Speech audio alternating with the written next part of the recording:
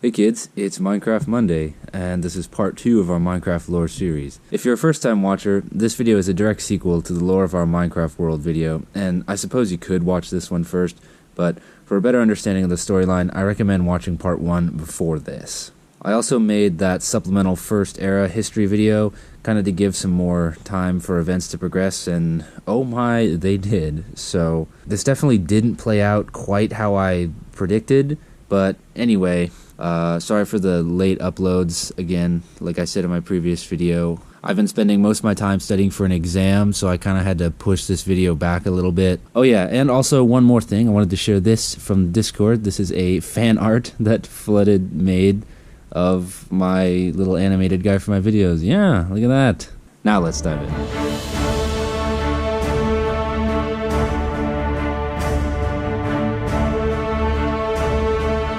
We begin in the newly formed city of Tanis, capital of Zipper's Emirate. In the wake of the battle, Dragon finished his repairs on the trade hall, but did not return to Soda right away. Instead, he spent a lot of time behind closed doors, meeting with the Emir and the Emirate's newest recruit, Rabid. They declined to share what was going on in these meetings with me or anyone else, which caused Quote to invoke Hamilton's "the room where it happened" while we were discussing it before this video.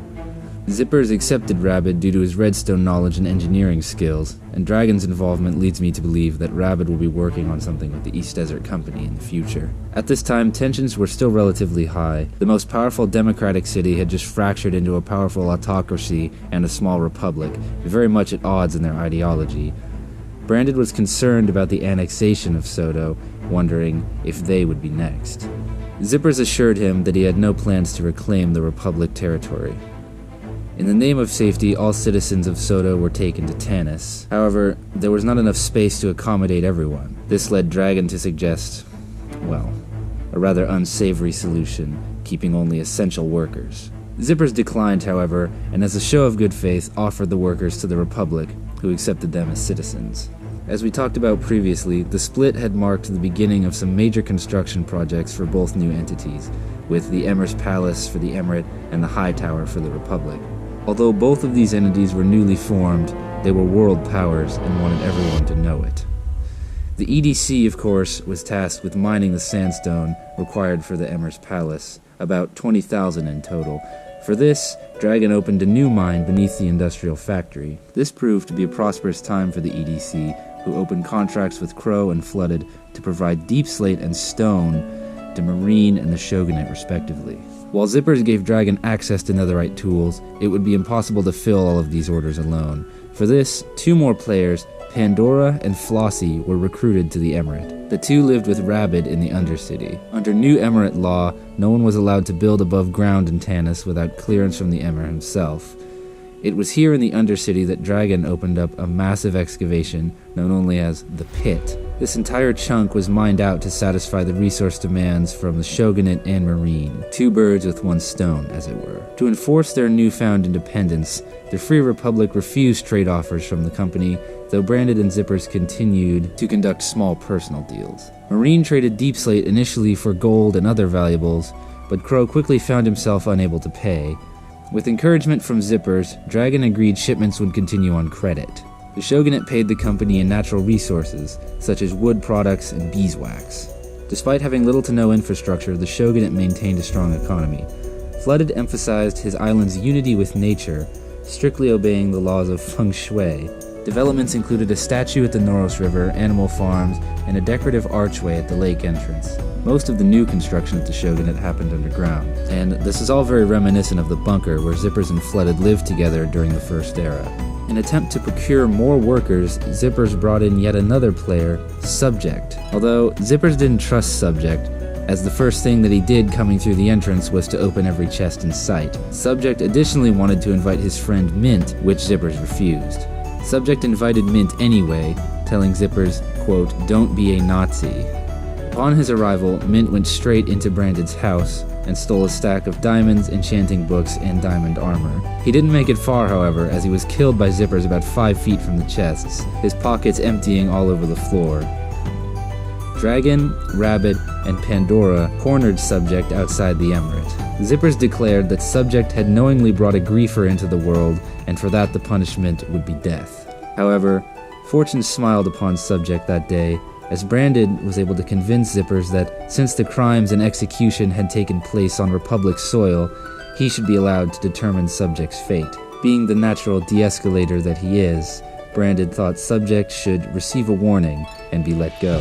Zippers reluctantly agreed, but stated that no crime may go unpunished, and Subject was banished into the Barrens, the desolate wastelands west of Soto. Subject was never again to return to the Emirate capital.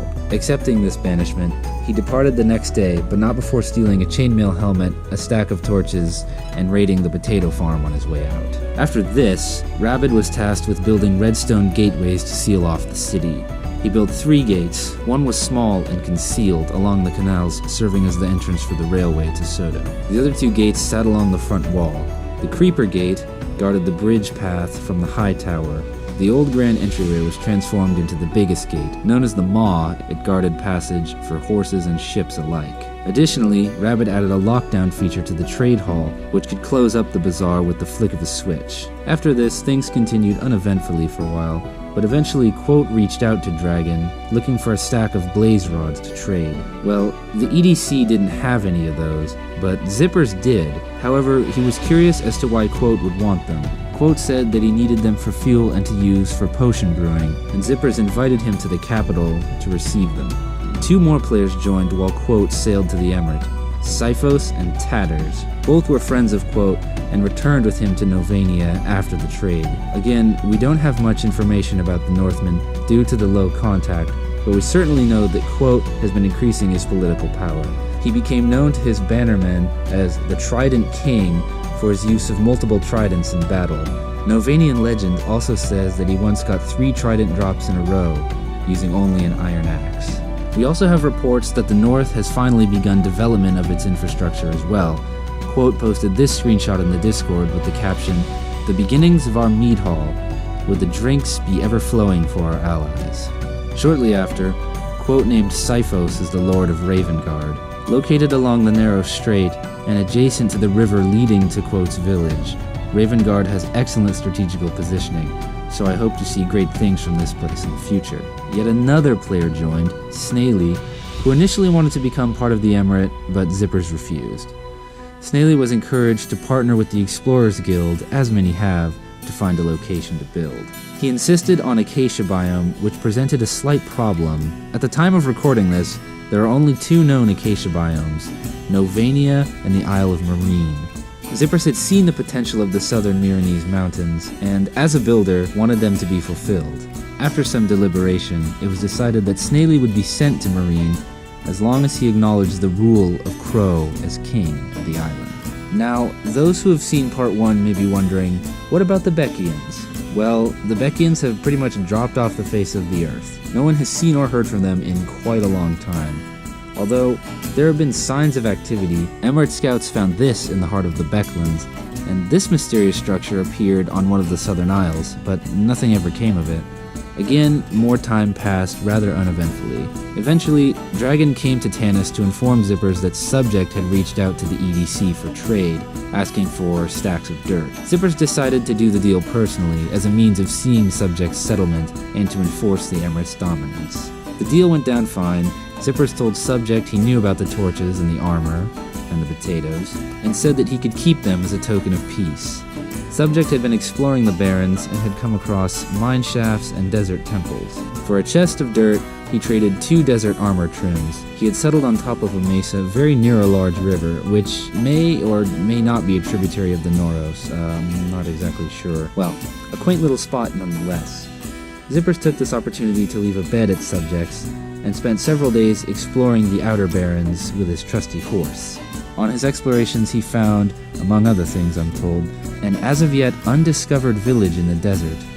Since this area had never been visited, it generated with a camel, which Zippers took for his own. Subject claimed that the village was in his territory and therefore Zippers would have to pay him.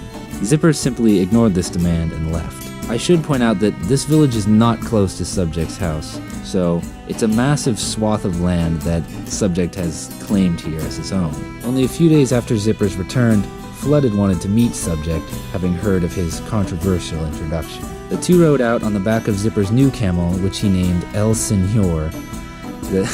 they brought potatoes as a gift since there was no food or plant life of any kind in the Barrens. This interaction went well, and it seems that Subject may establish himself as a respectable civilization after all. Though it doesn't help that Zippers went to the northern Barrens this time and took another camel from a different village. This one he named Toe, and bred it with El Senor to make Dave. Now, if I'm being honest, I thought this would be our main source of drama for this episode, but they seem to have smoothed it over just fine. And in light of that, I'll admit that I kind of rushed all that bit, but I did it so that we could explore the biggest new developments, because this time it was all going down in the Southern Isles.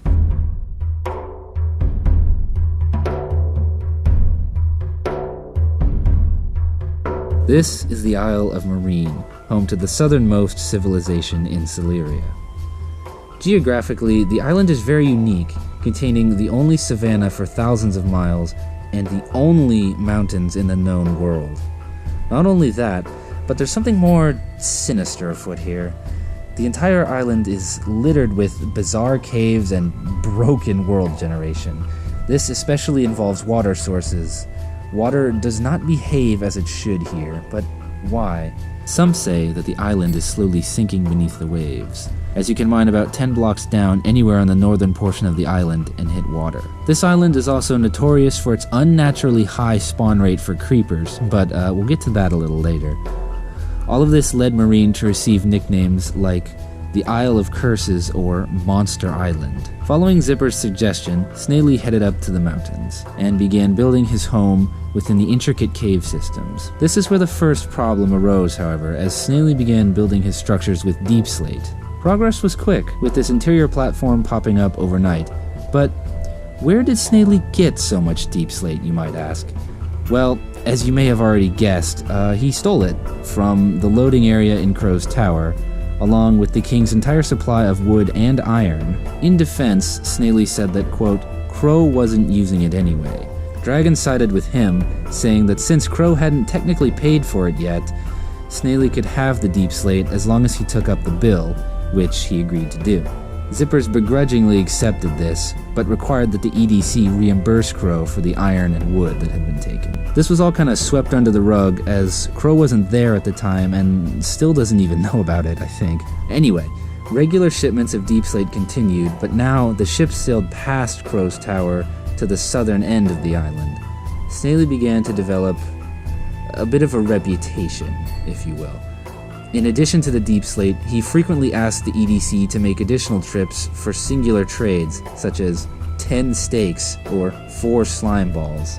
Zippers told me that at one point he was asking him to visit the island every 10 minutes or so. It reached a fever pitch when, allegedly, Snaily called Zippers at 7 a.m.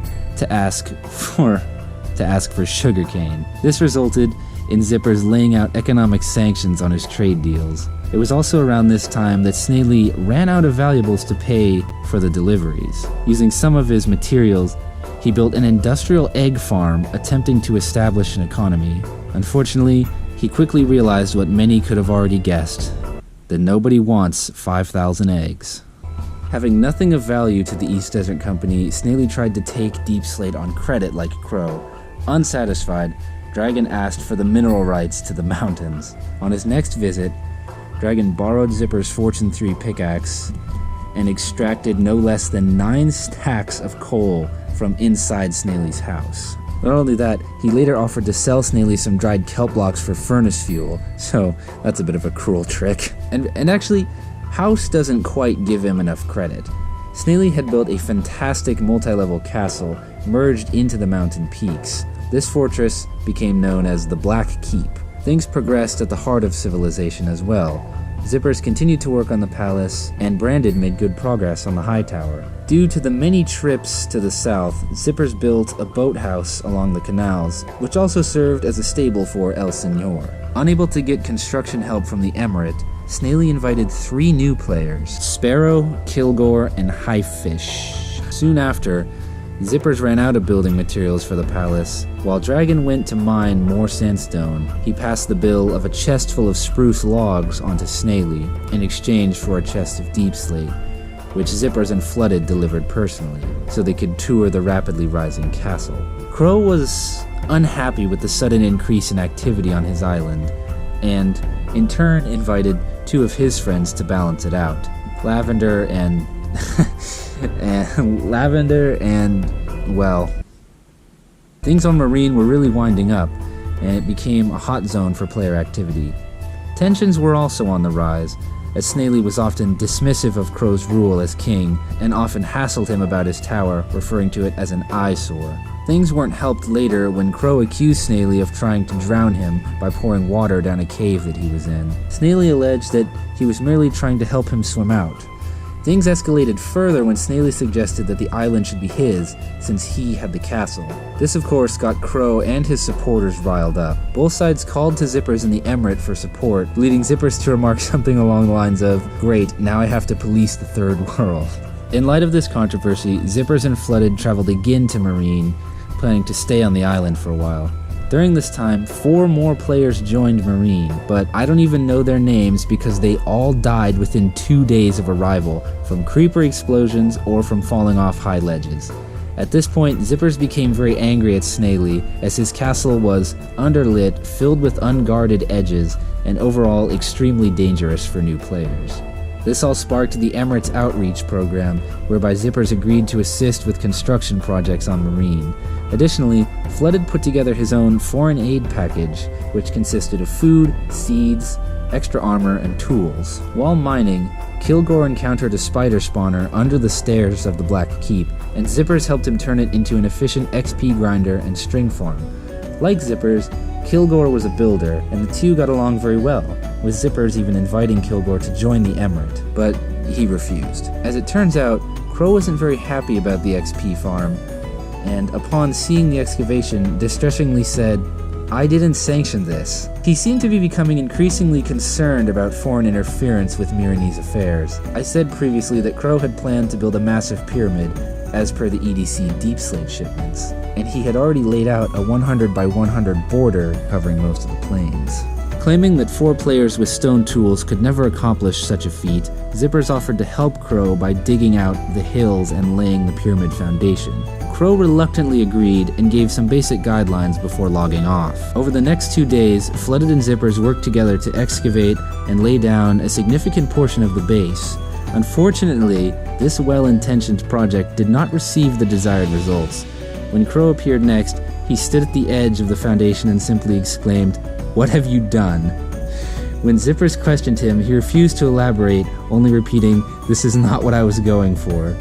He later went on a short rant regarding foreign overreach, saying, "You come here, first you give me sweets, then you start doing mega projects, all of a sudden I'm in debt." And he went on to compare his circumstance to the takeover of the Dutch and English colonials in South Africa. Shortly later, Snaily was accused of trying to drown Crow again. When asked in private, Snaily said that Crow was on his land, but Zippers shot this down, saying, "There is no your land, there is only the Isle of Myreen, over which Crow is king." After this, Crow named, as his personal guard, and announced his plans to build up a store of gunpowder for homeland security purposes. Spurned by Crow's remarks regarding the pyramid base and the foreign aid package, Flooded cut off his foreign aid program and refused to do business with Crow in the future. He did, however, continue to visit and trade with the Black Keep. The Emir continued to work small time with Lavender, helping establish a bamboo and acacia garden near the tower. With so many experienced players backing the Black Keep, they quickly grew, building 2 towers, a flag, and a massive eagle statue to showcase their might. Despite this impressive new construction, they did nothing to improve the safety of the castle, and this came to a head when Kilgore was blown up by a creeper inside of Snaily's bedroom. This was more of a blow to Zippers, who had really liked Kilgore, and it led to further sanctions on the Black Keep, with Zippers leaving this lovely note in Snaily's room. Following this, the castle underwent a massive renovation to comply with safety codes. In light of the pyramid controversy, the East Desert Company canceled their open contracts with Crow. However, it didn't fare much better for Snaily, who was denied further trade by Dragon until he settled his current balance. "No more loan-outs," Dragon said. "You owe the EDC a lot of money, and you'll get nothing more until you balance the books. After the renovation was complete, Snaily invited world leaders to come and tour his new and improved fortress. In addition to railings and glass domes, they had completely hollowed out the tallest mountain and built an intricate system of rooms and stairways connecting them. This included special bedrooms for both the shogun and the emir. Even Quote was in attendance, having sailed thousands of miles by boat to see the new developments. This is actually the first time Quote had ever been south of the city of Tanis. And don't let these screenshots mislead you. Crow was invited to this event, but simply wasn't playing at the time. There is one other thing that is not conveyed through images alone. This was extremely laggy. While most managed alright, Flooded, playing on an older machine, was pulling a solid 3 frames every 10 seconds. After a brief investigation, it was discovered that Snaily had crammed about 100 cows, pigs, sheep, and chickens into his farming section. This was remedied by Zippers and Branded, killing the majority of the animals just so that Flooded could tell where he was. When I asked about this event, Zippers commented, "The progress is admirable, but this is a thinly veiled attempt at grooming the superpowers for political favor." Without Snaily's delivery of spruce logs, Zippers resorted to his own supply and was able to complete the tops of the towers, finishing the exterior of his palace, now the largest structure in the world. While he was finishing up the exterior wall, the newest drama arose in Myreen. Crow logged on only to discover that his tower had been crammed full on every level with baby chickens. There were so many, in fact, that Crow's also older PC began to overheat, and his game could barely function. Crow's personal guard and Lavender spread out through the tower, killing chickens left, right, and center. This went on for a solid 3 straight minutes, but there always seemed to be more chickens. That's when Crow noticed, for just the briefest moment, a gamertag had appeared and disappeared beneath the floor. Snaily was actually in the tower basement, actively spawning more chickens. Crow rushed down, but Snaily was quick to tunnel upward, dropping a water bucket to cover his escape. This was all absolute chaos in the voice chat. Crow was freaking out, Snaily was laughing his ass off, Branded and Quote were just trying to figure out what was going on. Zippers desperately tried to get a hold of the situation, shouting, "Everyone just calm down." But then...